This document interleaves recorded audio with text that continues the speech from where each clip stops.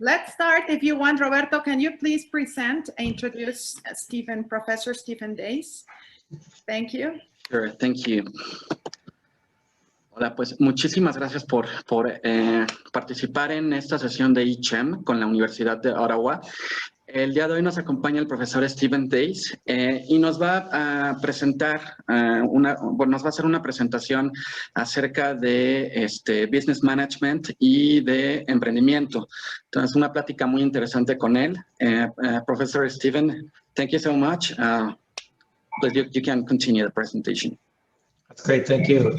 Thank you, Roberto, and thank you everybody for your participating and attending here. I'll just wait till Roberto gets my slide up here. I work in the business faculty at the University of Ottawa, and my expertise, what I work in is in the area of entrepreneurship. And what I want to talk to you briefly about today is one of the really important topics around entrepreneurship, which is ideas. And we'll go to the next slide, Roberto. And, you know, a lot of times people will come into my office, and that's my day job, is to help people with their businesses. And I'll ask, you know, I've got an idea. Do I just start my business? Should I just get going? And my answer is, next slide, no, do not do that yet. There's actually a bit of a process that we'd rather you follow. And this is part of the process that we teach in our lead entrepreneurship course here. So we'll just go to the next slide to start talking about a few things. And the first thing is, what we really need to understand is that we're starting with a problem and not a solution. And, you know, as the graphic or as a slide suggests here, customers don't buy products, they actually buy solutions to problems. And so my question for all of you is, are you starting off with the problem, or are you just starting off with the solution that you really like? And that's part of the issues sometimes that I see is entrepreneurs start with things that they like or they're good at doing, but there isn't necessarily a problem that we're solving, or there isn't a critical mass of customers who are having that problem and therefore would be willing to pay for it. So we'll go on to the next slide here, number 2. The other thing that I really take a strong look at is, you know, this Venn diagram, this intersection of 3 big things. Number 1, interest. You've got to be super excited and super interested in your business. You got to want to stay awake at night and want to learn about it and be really super passionate about it. The next thing is, you need to be able to have personal assets or bring together assets around you that look like a network that you can draw on in terms of expertise, but also a network in terms of being able to gain access to customers, and then resources. In many cases, you might need some financial resources, you might need money to get started, you might need equipment or physical things that you need to be able to bring together. And so you need access to these things, or you need to have them already. And then the third really important thing is opportunity. There needs to be a financial reason for you to do this. You need to be able to do it in a cost-effective way. Somebody needs to pay you money, and then that money needs to be more than you're spending on getting that product out the door into the hands of the customers. The third thing, we'll just move on to the next slide. The third thing that we need to really be concerned about is that ideas change and evolve over time. So we'll just go to the next slide. This is Mark Zuckerberg. You know, he says ideas don't come out fully formed. They, you know, only become clearer as you work on them. And as we see in the next slide, there are a whole bunch of things that, you know, started off one direction and ended up somewhere else. So Facebook started off as a photo sharing app. 3M sticky notes started off as a mistake. They made a glue that was supposed to be super sticky, but it wasn't sticky at all. Netflix started off being a mail order delivery DVD company where you could, you know, get DVDs and get it back to the company by mail. IKEA was simply nothing more than a catalog. Nintendo started off as a card game, and Airbnb started off with a couple of guys trying to see if they could make money by renting out an air mattress on their living room floor. And so what we need to do and understand is that ideas should and always change over time. And so don't get married to your original idea and be too stuck on it. All right, next slide, please.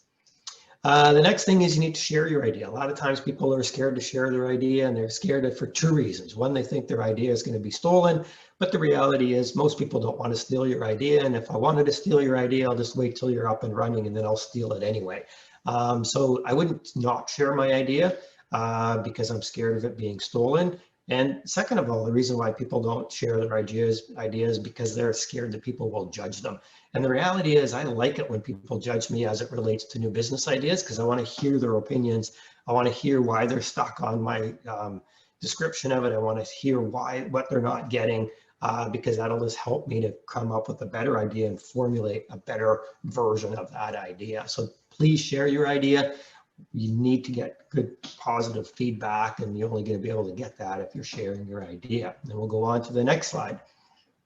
And so ideas have limited value. What we need to do is we need to sketch out how you think this idea is going to be able to come into fruition. How are you actually going to put it into play?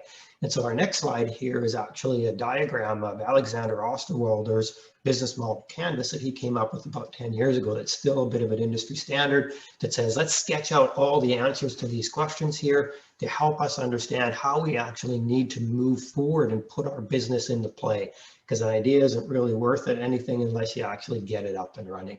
And that's kind of the crux of it. We'll just go to the summary slide here next. And that is, first and foremost, you need to, Roberto, next slide.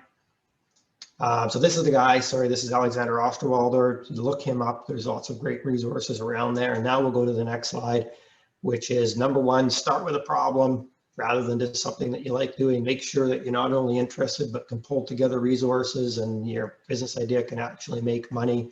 Don't get married to your idea. They should and will evolve over time. Share your idea to get feedback.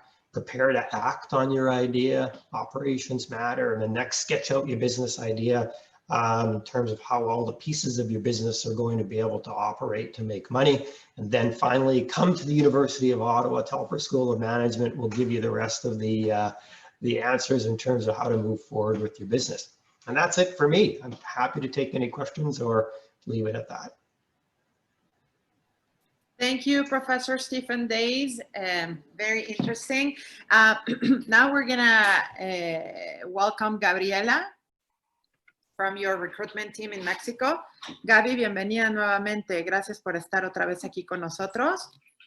Gracias, Angie. Thank you, Professor Stephen. It was really interesting. I hope all the students here can see for a first hand how it's going to be your classes in the University of Ottawa. No sé si me dejan compartir, por favor, mi pantalla para poner la presentación. Gracias. Hola a todos, yo soy Gabriela Cuevas, soy la representante de la Universidad de Ottawa en México.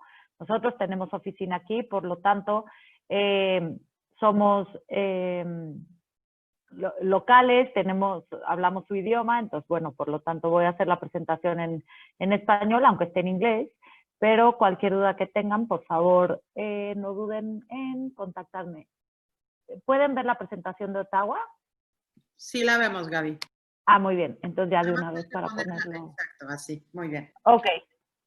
Bueno, pues como les decía, espero que hayan disfrutado de esta clase que el profesor Stephen pues nos dio. Así van a ser sus clases, más o menos. Entonces, bueno, pues es algo que nosotros quisimos hacer y demostrarles a ustedes para que vieran de primera mano lo que era ser estudiante de la Universidad de Ottawa. A grandes rasgos, yo les quiero explicar, por si no conocían, Ottawa es la capital de Canadá. Está situado del lado donde está Quebec y Montreal, en la provincia de Ontario. Está muy cerca también de Boston y de Nueva York. Como pueden ver, pues está a 2 horas de Montreal, más o menos como a 7 horas de Nueva York y de Boston en coche. Pero bueno, esta es la accesibilidad que tienen también para poder viajar. Esto es la Universidad de Ottawa, tiene 43,000 estudiantes, 36,000 de ellos están en programas de undergrad, en licenciaturas, y 7,000 de ellos están en programas de posgrado. Es la universidad más grande a nivel mundial bilingüe, donde se habla inglés y francés en todos los días, en todas las clases. Entonces ustedes pueden estudiar en inglés o en francés sin ningún problema o combinado. Claro, ahorita les voy a explicar este beneficio, o sea, que existe un beneficio adicional si es que estudian en combinación de inglés y francés.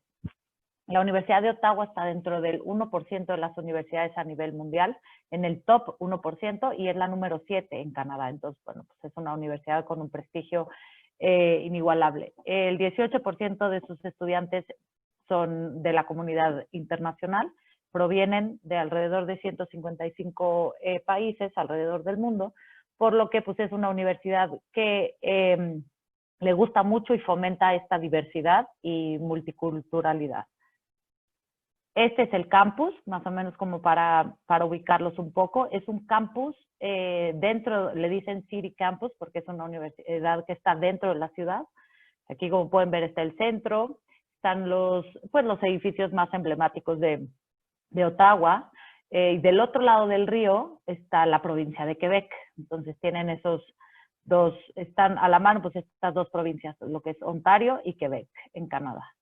Estas son las 6 facultades de entrada directa a las que pueden acceder los estudiantes internacionales, como ustedes, y estas 6 facultades tienen más de 450 programas entre los que pueden elegir.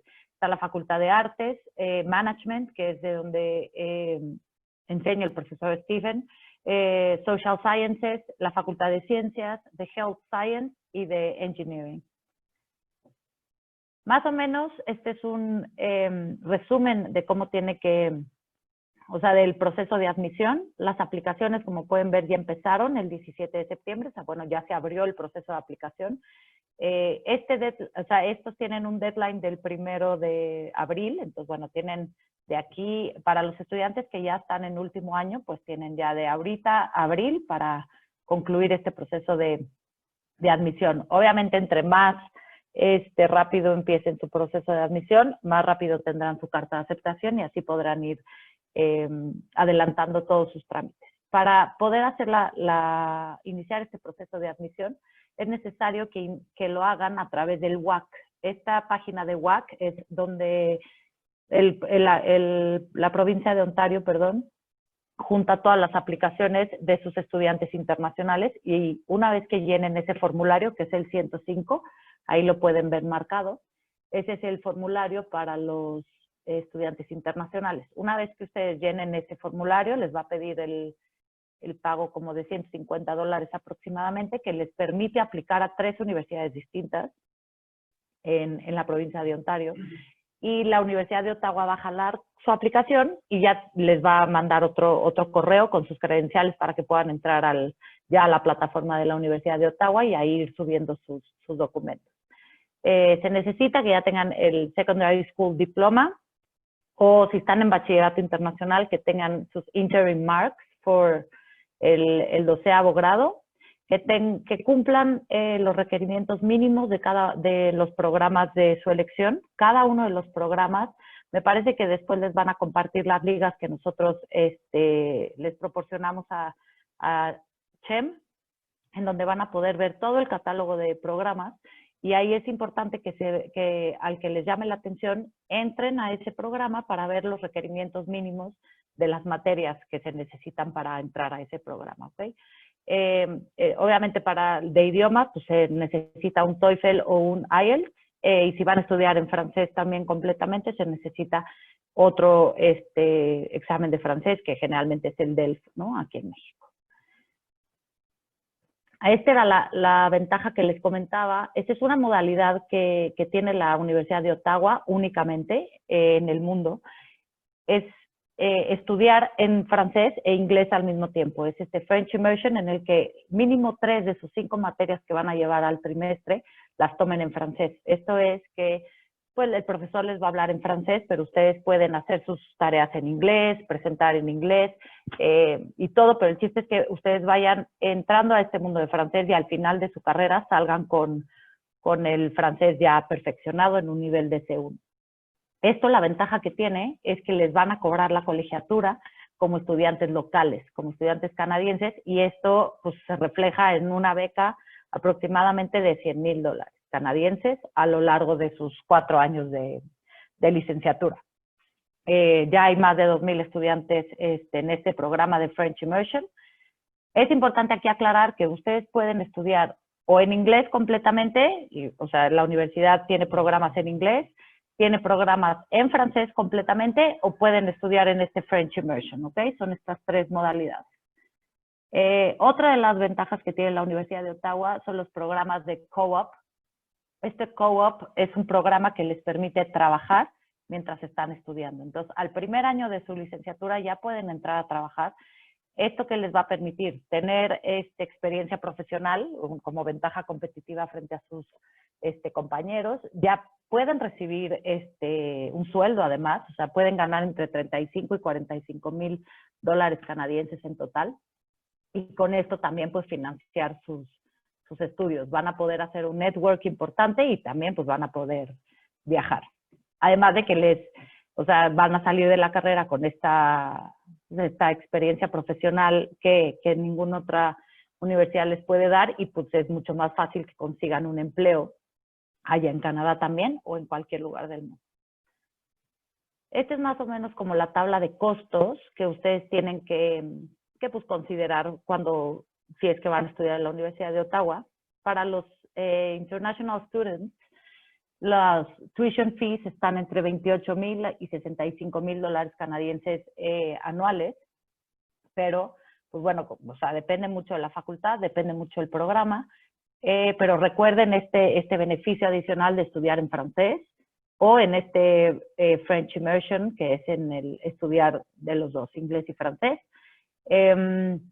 Más o menos tienen que considerar 1.600 dólares canadienses para su manutención. Y bueno, pues estos son los tipos de gastos en los que pueden incurrir, que sea el housing, que es el que está dentro de la universidad. La universidad tiene un comedor 24 horas por los 7 días de la semana. Pueden comer cualquier cosa y pues cualquier tipo de dieta también está incluido. La verdad es algo muy, muy padre. Y bueno, pues obviamente la ropa, entretenimiento, porque pues no es la misma ropa que usamos aquí en México. Y bueno, en resumen, pues estas son los top 5 razones por las que los estudiantes mexicanos que hemos conocido en Ottawa nos han dicho que les gusta de la universidad o por qué la prefieren frente a otras. Su calidad, que pues, está dentro del top 1% de las universidades, como les dije. Location, ¿dónde está?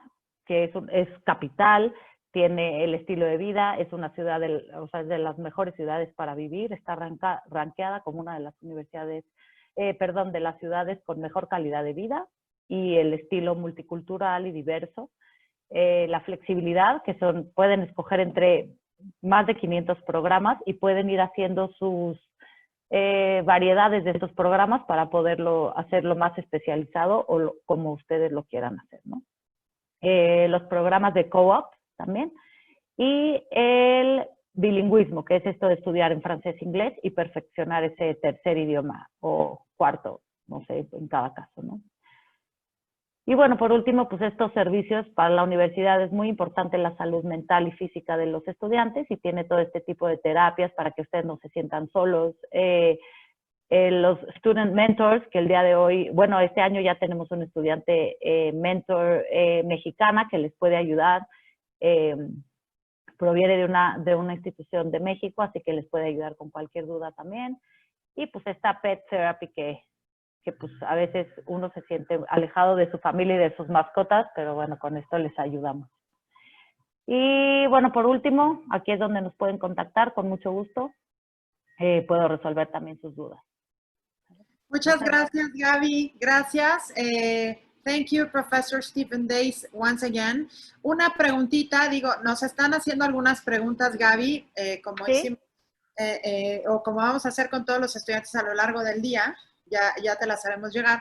Pero aquí Claro. escribe Jorge Sobrino del Colegio El Camino, desde Los Cabos, Baja California Sur.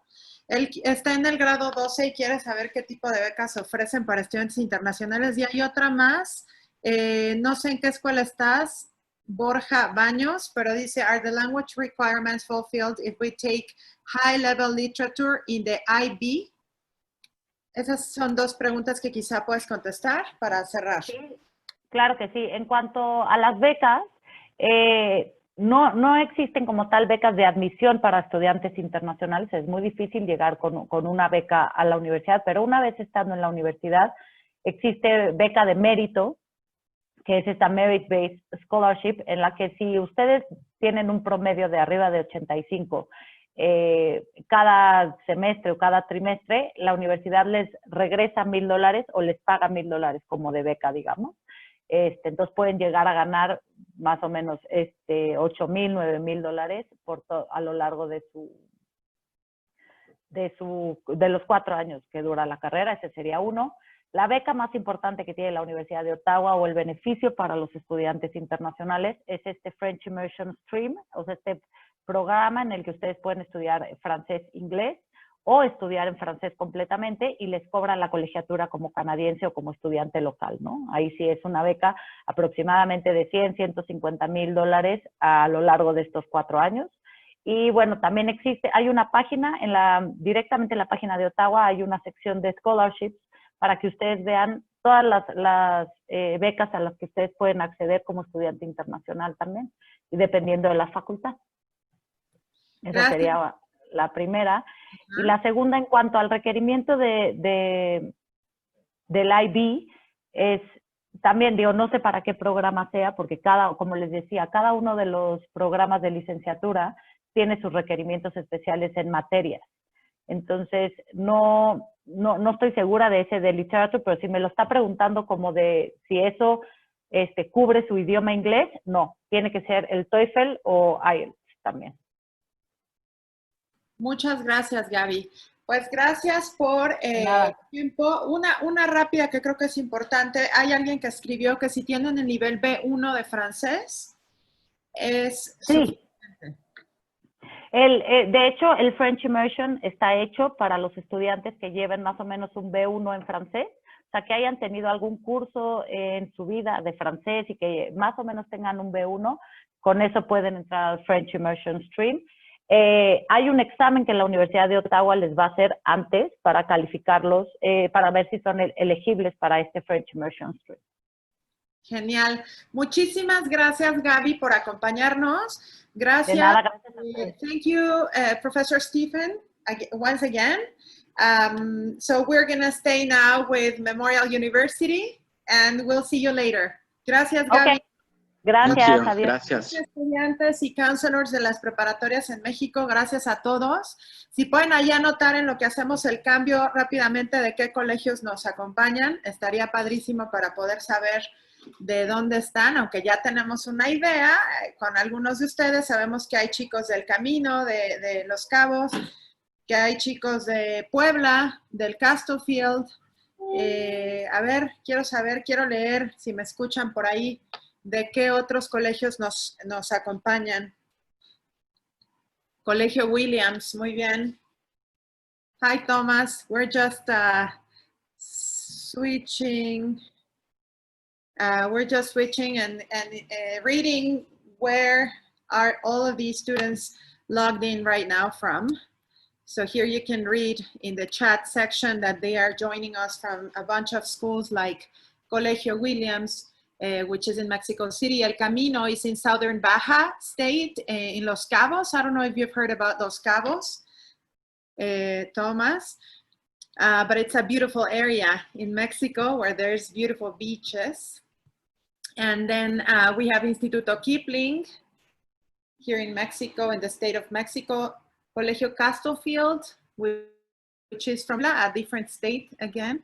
Escuela Tomás Alva Edison, which is here in Mexico City. And we also have Colegio Notre Dame from Nicaragua in Latin America. So we have a bunch of students joining us from Mexico and Nicaragua this morning.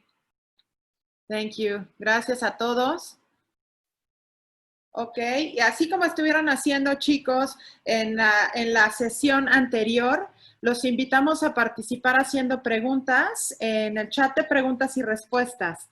Y con mucho gusto, si nos anotan ahí su nombre, correo electrónico, el colegio de donde escriben y la duda que tienen, les vamos a tratar de responder a la brevedad.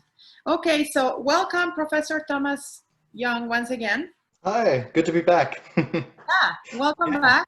As you can see, we have a wider audience right now. Yeah. The later it gets, the bigger it becomes, right? Yeah, people are waking up. They're more encouraged to come out and kind of attend some of these events. It's good to see so many people. Well, obviously I can't see them, but I mean I can see the numbers there, so that's great to see so many people coming out for this. Yeah. So as I was saying, they are coming from different schools from different states in Mexico and also from Nicaragua. Mm-hmm. So I'm gonna let Roberto formally introduce you right now, and I'm gonna be quiet. Thank you, Angie. Thank you, Thomas. A nuestra audiencia, muchas gracias por participar nuevamente.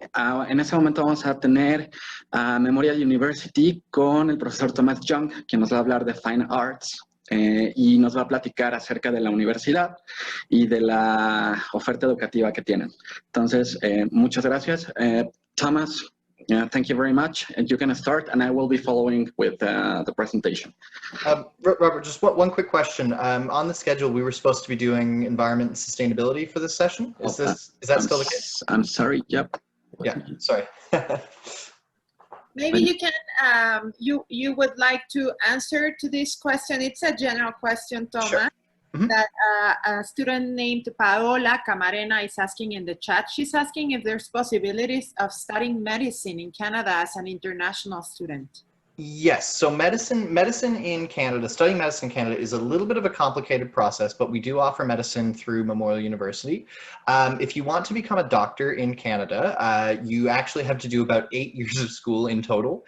So you would have to do a 4-year undergraduate degree. This can be in any area. It can be in biology, chemistry, English, fine arts, music, theater. Doesn't matter. It can be environment and sustainability like we're going to talk about today. You can study in any area in an undergraduate degree. Once you finish that degree, you have to write the MCAT, the Medical Colleges Admission Test, and then you apply to medicine school, which is another 4 years directly in medicine. It is a very long career to get into, but it is worth it. It's one of the fields of study that I would say is basically guaranteed employment anywhere in the country. And of course, pay rate for doctors is quite good. It's a very, very rewarding career, but medicine is something that we offer. I won't be talking about medicine specifically in my presentation, but if you do have any questions about it afterwards, you can send me an email and I can connect you with the correct people. That's great, thank you. So we're gonna make sure we send you Paola Camarena's email address so you can direct her. Perfect, thank you. Information. Thank you. So now you can start. This is the presentation. Thank you. Okay. Thanks. Robert, if we can just go to the first slide about features of Newfoundland. Perfect, thank you. So, hi everyone. As our presenters our host, I'm the presenter. As our host mentioned, I am Thomas Young. I'm from Memorial University of Newfoundland. We are located in the province of Newfoundland and Labrador, which is an island province off of Canada's east coast. The island itself is actually quite rural. We only have about 500,000 people living in the province. 100,000 of those live in the capital city, and then the rest are dispersed throughout the province. Our school has 2 campuses. I'll be talking a little bit about both of them, but I'm mainly going to be focusing on our smaller Grenfell campus today. But before I get into that, I am going to just give a little bit of an overview of our province. So first off, many of you are interested in studying in Canada. Obviously, one of the first questions that you're probably thinking is, okay, what's the weather like in Canada? It is cold. It's Canada. You can't expect a certain degree of climatization being necessary. But if you study in Newfoundland, our climate tends to be much more moderate than other parts of Canada. So for example, where in Toronto or Winnipeg or one of these more landlocked areas, you may have temperatures of -30, even -40 in extreme conditions. Our temperature very, very rarely goes that low. Our winter temperature is between -10 and 0. Our summers tend to be between 20 and 30 with, factoring in humidity, it's actually a little bit warmer than that. So it is quite moderate, very, certainly different than what you're likely used to. But if you're prepared for it, then certainly there's no fear of the weather. In terms of culture, Newfoundland is very safe, very welcoming. Growing up, I very, very rarely locked my doors before going to bed. You can lose a wallet here and people will bring it back to you. You can ask people out in the streets for directions and people are very friendly, very kind, very safe. Like there's no, you will almost never run into human danger, we'll say, here in Newfoundland. Obviously, like anywhere, you want to keep your wits about you and make sure that you're aware of your surroundings, but for the most part, you won't encounter any major issues. It's also very clean here, very lots of beautiful natural areas. Like I mentioned, it is a fairly rural province, so we don't really have big cities here aside from St. John's, which has about 100,000 people. But for the most part, again, you know, anywhere you go, you'll find some of the most beautiful natural areas in the world. Just 2 hours from our Grenfell campus, we do have the Grossmore National Park, which I forgot to include an image here on my slide, but it is a national park that is relatively close, and you can see the fjords and the forests, and it's just a great opportunity to kind of explore Newfoundland.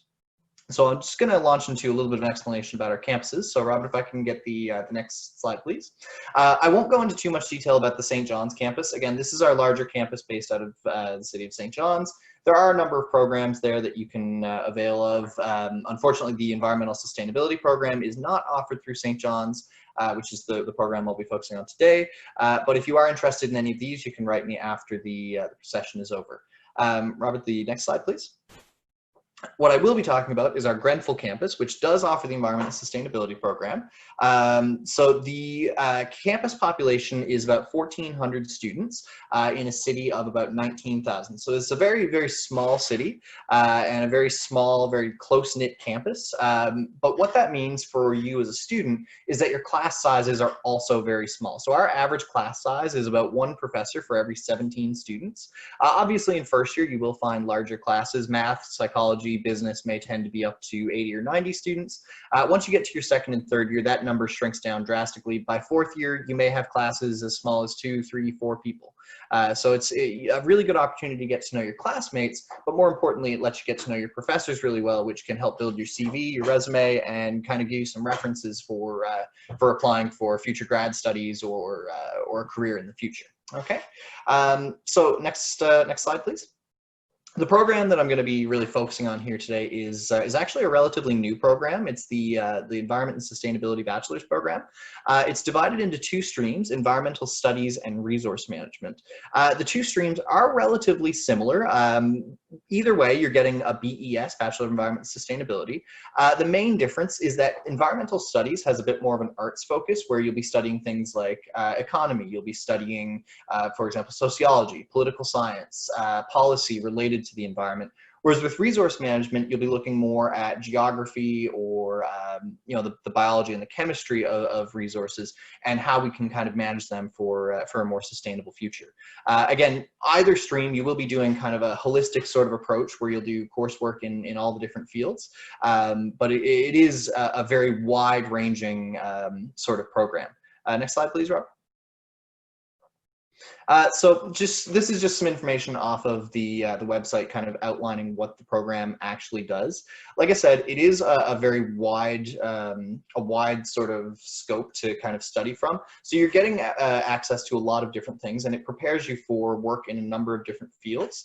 It helps you kind of identify some of the solutions that we need to meet are the needs that we have in society, particularly as they relate to environment and resource usage. If we could just go to the next slide, please.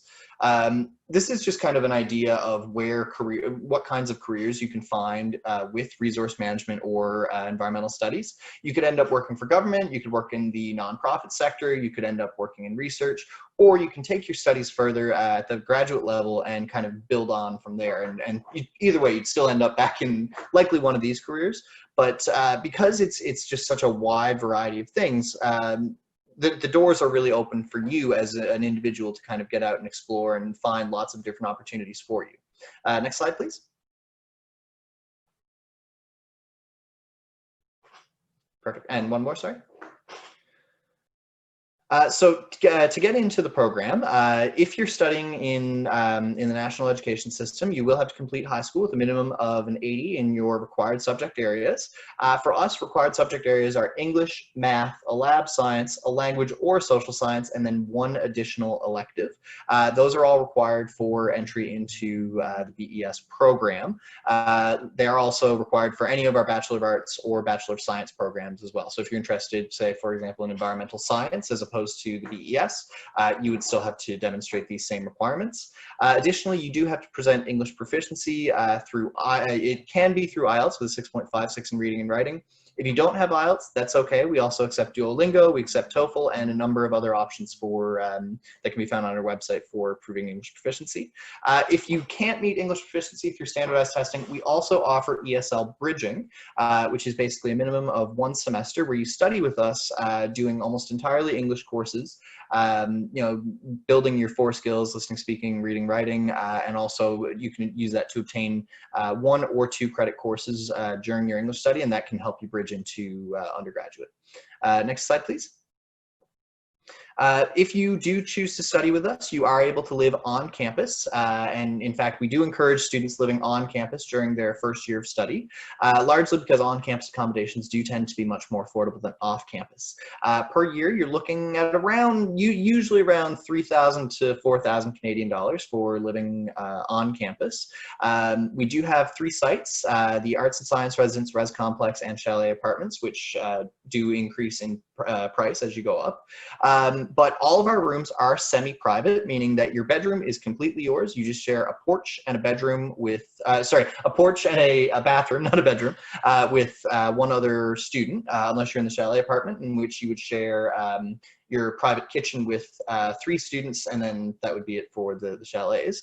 We do have meal plans available, but they're not required for the Grenfell campus. But one of the main things that we'd like to kind of remind you of with housing is that if you apply as a first-year student by March 1st for housing, you are guaranteed a position in residence. So make sure that you do that, because if you miss that March 1st deadline, you do run the risk of being waitlisted for housing, and that may lead to you having to find accommodations off campus, or running into other delays related to that. So please be advised that if you are a first-year student or interested in becoming a first-year student with us and you want to live in housing, make sure you apply for housing by the March 1st deadline.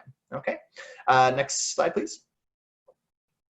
So this is the kind of the big one that most students ask me about is money. The cost of studying at Grenfell is relatively affordable compared to most other universities in Canada.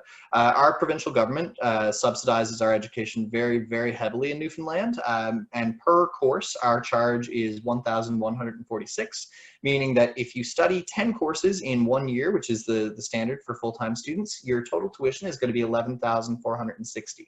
Factoring in your accommodations and meals, as well as your ancillary fees, such as your student service fees, recreation fees, health insurance, things like that. All in total, usually it comes out to about anywhere from 19 to 23,000 Canadian dollars. On the board there, it does say 21 to 23,000, but that amount is factored for the St. John's campus. At Grenfell, it is actually possible, you know, to have it be a little bit more affordable than what's presented here on the screen. So this is actually more affordable than pretty much any university you'll find in Canada. And again, the reason for that is that we do have our education subsidized by the provincial government of Newfoundland. If you are looking for scholarships, we do offer entry scholarships between 3,000 and 6,000 Canadian dollars. They are exclusively based on academic merit. As long as you apply before March 1st to study with us, your name is automatically put into consideration for them. But then, of course, you have to be compared and contrasted against all the other students who apply at the same time. And then the top students from the applicant pool will be awarded scholarships accordingly. Next slide, please.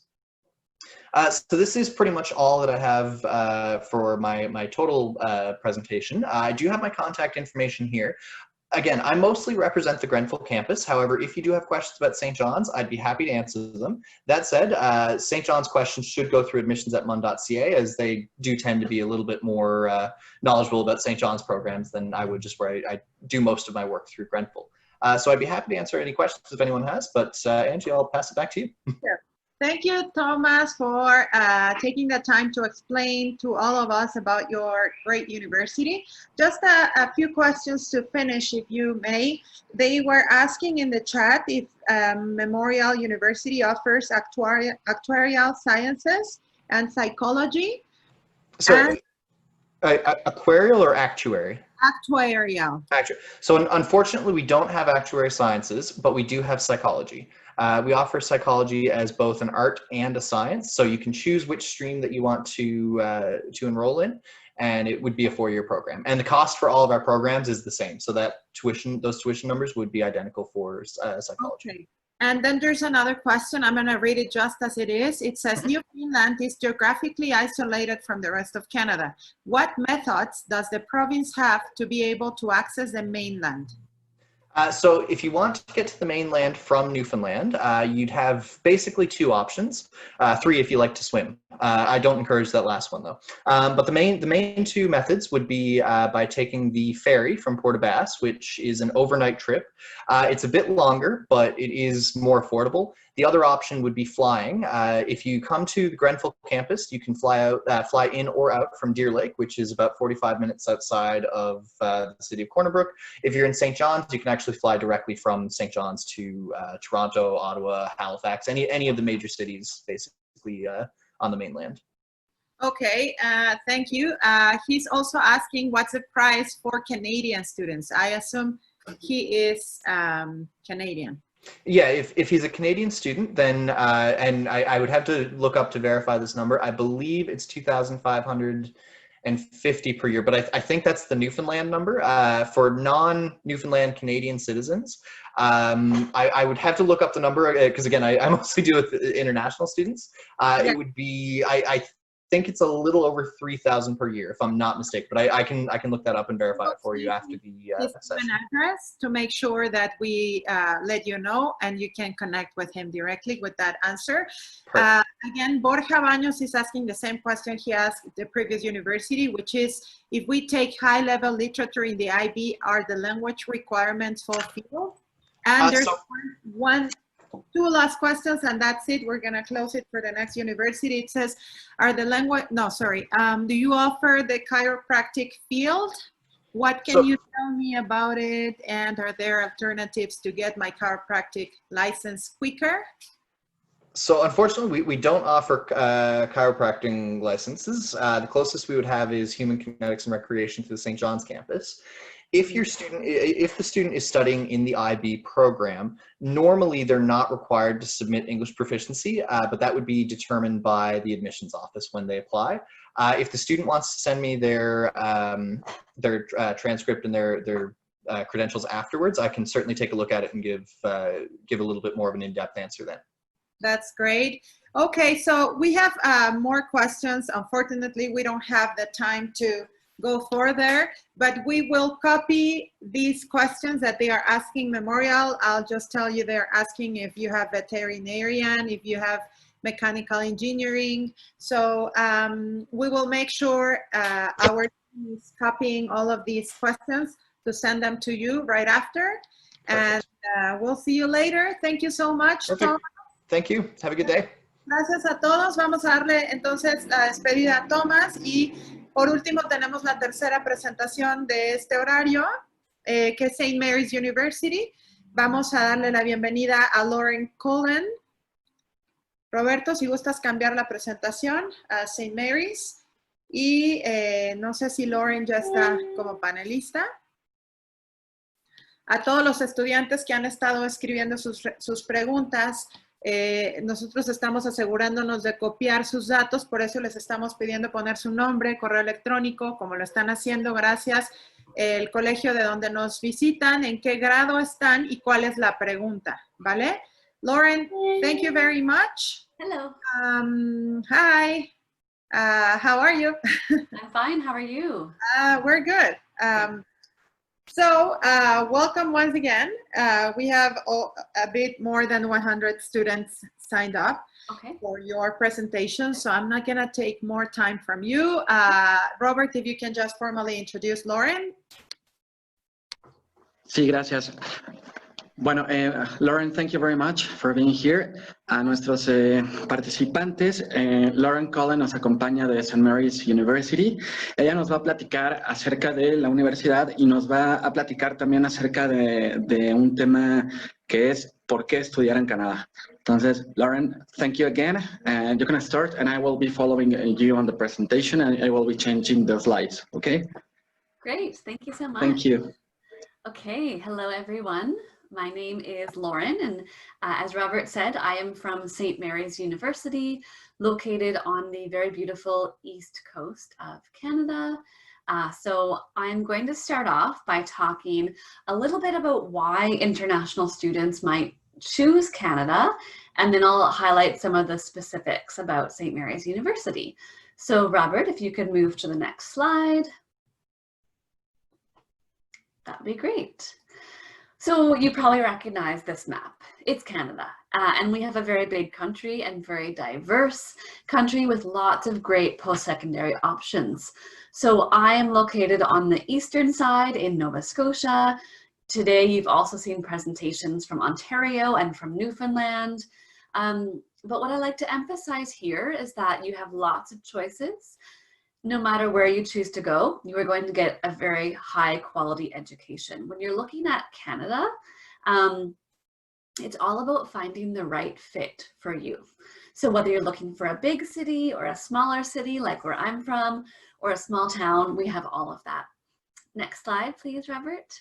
So if anyone here has been to Canada, that's wonderful.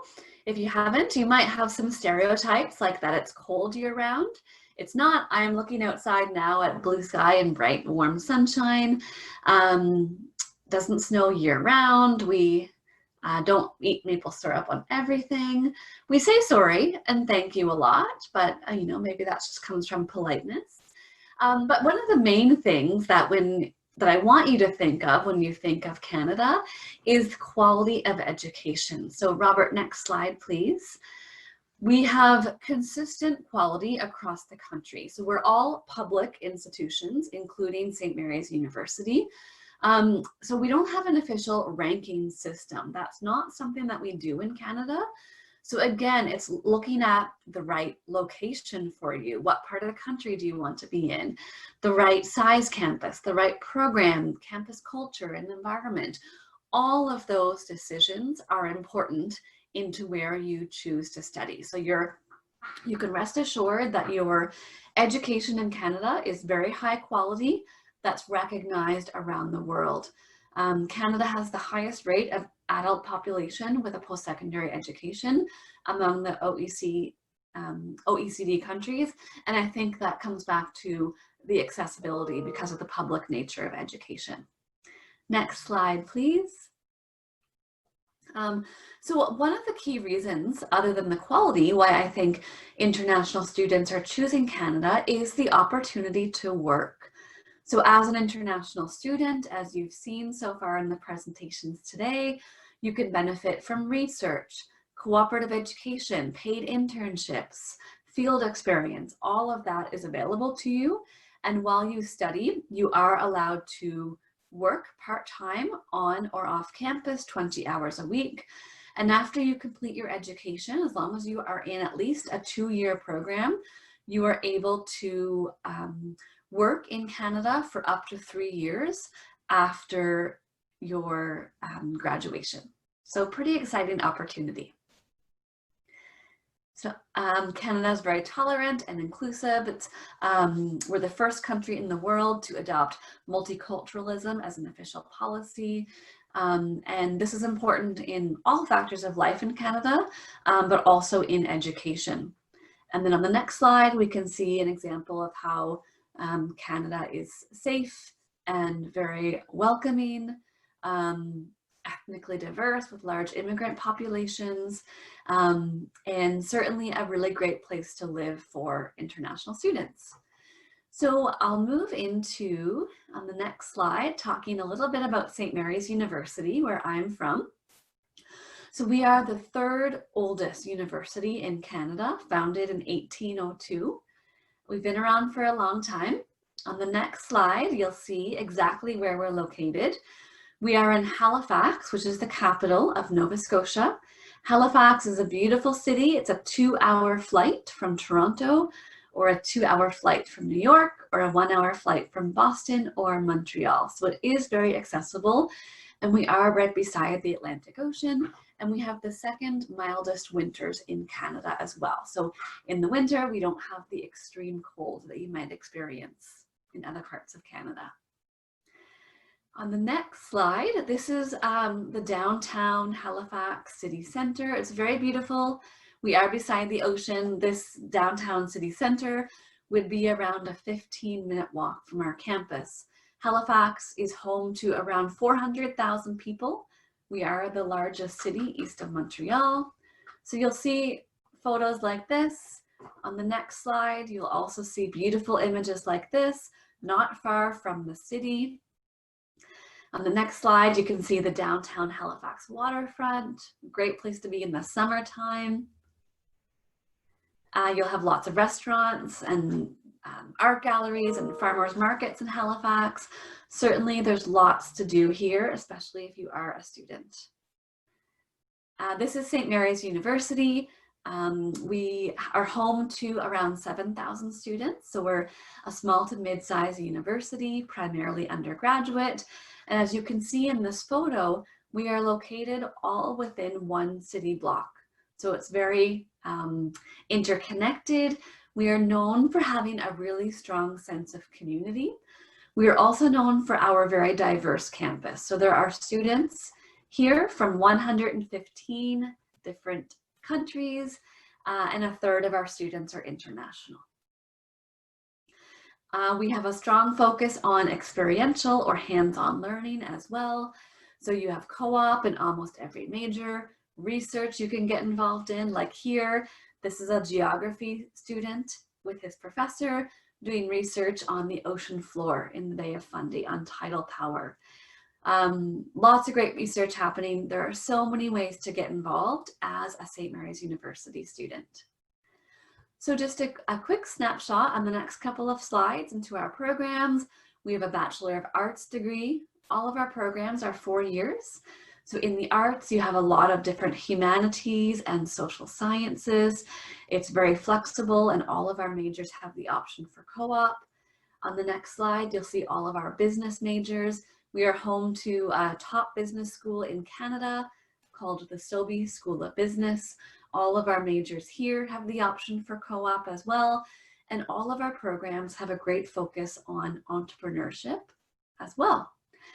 We also are home to a Bachelor of Science program on the next slide. You'll see all of our majors in sciences. They all have great research happening and many of our majors have co-op as well. In our astrophysics department, we have the first telescope in the world that can be controlled by Twitter. So lots of state-of-the-art technology. We're also home to a School of the Environment. You can see the different programs here that have a very interdisciplinary approach to looking at environmental issues. And then on the next slide, we also have an engineering program as well. And that's on the next slide. So here we are, different disciplines in engineering. St. Mary's offers the first 2 years of the engineering degree, and we share that program, as you can see, with 2 other universities where students would complete their coursework. The benefit of all of our programs at St. Mary's is lots of personal interaction with professors and small class sizes for a really personal learning environment. When you are a St. Mary's student, it's all about getting involved in Halifax and in the St. Mary's campus community as well, whether that's in one of our sports programs. On the next slide, you'll see an example of some of our different clubs and societies. There are many, many more. This is just a quick example. There's a very active International Student Society, SAGA, which is Students Acting for Global Awareness. There's an Environmental Society, Commerce Society, Model UN, and much more. On the next slide, so we have some brief admissions here. So you can apply when you're in your final year of high school, so in grade 12, halfway through your school year, or when your first semester results are available. We're looking for 5 prerequisite subjects, depending on the program to which you apply. And you can see the IELTS and TOEFL requirements here as well. On the next slide, you'll see the International Baccalaureate admission requirements. So again, pretty specific here. If you do have IB English A, so first language English at the standard or higher level, we would not require a test of English like an IELTS from you. When students apply to St. Mary's, we automatically assess them for renewable entrance scholarship. So all you have to do is apply to the university. If your average is 80% or higher, or an IB predicted score of 26 or higher, we would automatically offer you a scholarship that ranges in annual value from $1,000 to $7,000 per year. And then I think on the next slide, we will have the tuition fees. This is in Canadian dollars. So our fees range in value from 19 to 24,000 Canadian dollars per year. Student fees include medical and dental coverage and a bus pass. And then you can live on campus in dormitory with unlimited meals. So everything is around 34 to 38,000 Canadian dollars per year. So that's a quick introduction to studying in Canada and at St. Mary's University. And I think we can open it up now for Q&A for a few minutes. I'm happy to answer anyone's questions. Thank you, Lauren. Yeah, I've been writing some of their questions. So one student was asking if you offer forensic sciences or criminalistic or criminology for international. Yeah, we actually offer both. So it's a pretty exciting program. Criminology, we offer as a major in our Bachelor of Arts degree. And then forensic sciences, we offer kind of like a minor. So students could combine forensic sciences with a major in criminology or biology or anthropology or psychology. It's a very popular program. We have a forensic skeletal analysis lab on campus. There's a fingerprint analysis course. Every year they take a dorm room and make it into a mock crime scene. So the forensic science students have to go in and kind of put the pieces back together. So you'll find that in all of our programs. It's very hands-on. Thank you, Lauren. They were also asking if you have ultimate frisbee as a sport. It's a club sport. So yes, we have it as kind of like an extracurricular. It's pretty big in Halifax, but yes, you can find it on campus. Thank you. They were also asking if you have actuarial sciences, excuse my pronunciation, and chiropractic or chiropractic studies. And lastly, what are the benefits for a Canadian-born citizen? Okay, so I'll start off. So actuarial sciences, we don't have that program. Certainly though, you can pursue a major in mathematics in sciences and then go on to pursue actuarial sciences. For a program like chiropractic medicine or physiotherapy, for example, those are all professional programs in Canada. So like Thomas explained in his presentation, you first must do a 4-year bachelor's degree. So yes, you could do that at St. Mary's. You could do biology or chemistry, for example, and then apply to medicine or chiropractic. And then the third question there was benefit for Canadian students. If you are Canadian, it's the same admissions process, but you would qualify for the domestic tuition rates, which are approximately half that of the international tuition rates. Thank you, Lauren. Luis Adrian Diaz is asking, is it possible to study the design and programming, a computer programming degree? Yeah. So we have a major in computing science in our Bachelor of Science degree. It's an awesome program. If you like programming and programming design and language, definitely it could be a program for you. Every year they have a hackathon. So like it's a challenging programming competition that you can compete in, and our students do really well in that. There's also a co-op program, and there's a lot of computer software companies here in Halifax, including IBM. Thank you. Someone else is asking for, are there football scholarships? Do you offer scholarships for sports? And well, those two are kind of related. Yeah. And then someone else is saying that they are looking at your webpage, but having some trouble understanding how do you build your courses in biology? Okay. So I'll start with the football question. So we do have football, both Canadian football and soccer. The scholarships are very limited. So you'll find in Canada, most of our scholarships are merit-based. So they're based on your grades. Athletic or sports scholarships in Canada don't really exist. So they're mostly based on your grades. The other question was about biology. We offer that as a major in the Bachelor of Science. we help you choose your courses. And no matter what program you're in, there is some element of flexibility. So for example, if you are a biology student, you won't only have biology classes, you'll also have calculus, chemistry, you might have some English literature, you might have some anthropology or economics. The idea behind this is looking at issues from different perspectives, and you're going to find that through all of our programs. So it's a good thing. Thank you. So very last question is if you offer veterinarian. Yeah. So veterinary medicine is also a professional program. It's a second degree. So similar to chiropractic and medicine, you would first do a 4-year Bachelor of Science degree. So yes, you could do that at St. Mary's. We have a lot of classes in biology that focus on animal and plant sciences. And then you can apply to veterinary medicine. Well, I see one more. I think it's important because many times students want to study also architecture. Yeah. How about architecture? We don't have architecture. So at some universities, it is direct entry. We don't have that program.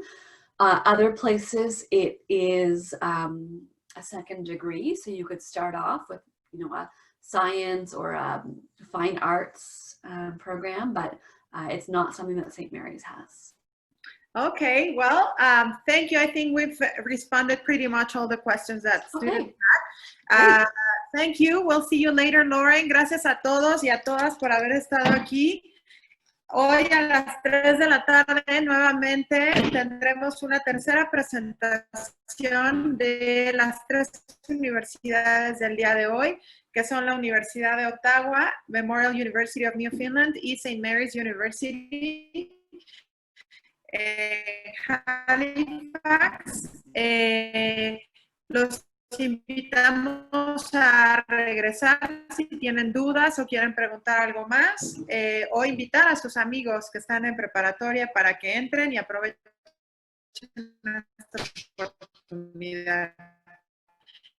El día de mañana nuevamente estaremos a las 8 de la mañana, a las 11 y a las 3 de la tarde. Gracias a todos. Recuerden los que están en Nicaragua que están en un horario distinto, entonces hay que verificar la hora que corresponde allá en su país versus la hora en la Ciudad de México. Gracias, que tengan un buen día, nos vemos más tarde si alguien quiere regresar o mañana.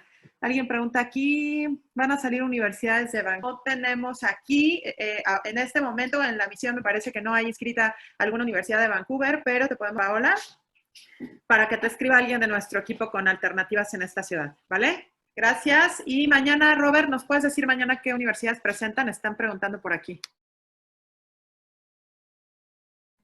No te oímos, Robert. El día de mañana vamos a tener la participación de Lakehead University a partir de las 8 y CNFX.